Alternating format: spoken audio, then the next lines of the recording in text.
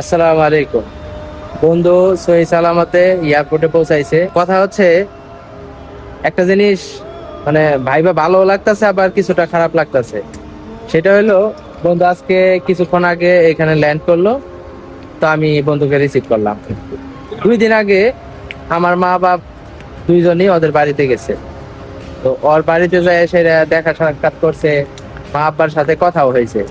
অথচ আমি এখানে রয়েছি, আমার মা বাপের লগে 4.5 বছর প্লাস হয়ে গেছে, সামনাসামনি দেখা করতে পারিনি। অথচ বন্ধু 2 দিন আগে, আসার 1 দিন আগে, 2 দিন আগে মা আব্বার সাথে দেখা করছে। মা আব্বা ওদের বাড়িতে গেছে, কিছু সামানও আমার জন্য দিয়ে দিছে। তো এটা ভাইবা খুব ভালো লাগতেছে, আবার একটু খারাপও লাগতেছে, আমি দেখা সাক্ষাৎ করতে পারলাম। যাই হোক, তো বন্ধু যে ভালোভাবে পৌঁছাইছে এটাই খুশি আমি। একসাথে অনেক চলাফেরা করছি দেশে থাকতে। তো এখন বসে আড্ডা দিতেছি। আমরা এখন আছি এয়ারপোর্টের বাইরের সাইডে। তো আমাদের গাড়ি আসতেছে, হয়তো বা 15 মিনিট থেকে 10 মিনিট লাগবে, তাই না? 10-12 মিনিট।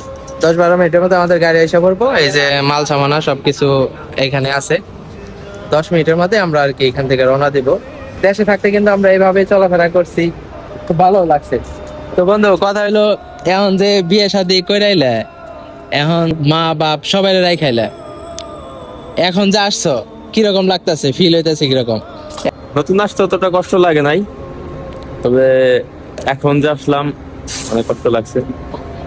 মানে কথা হচ্ছে এখন যে পরিমাণে কষ্ট লাগতেছে, ওর কথা হচ্ছে এরকম, নতুন আসার পর এত কষ্ট লাগে নাই, এখন যে পরিমাণে কষ্ট লাগতেছে, ওর লাইফে এত কষ্ট ও কোনোদিন পায় নাই।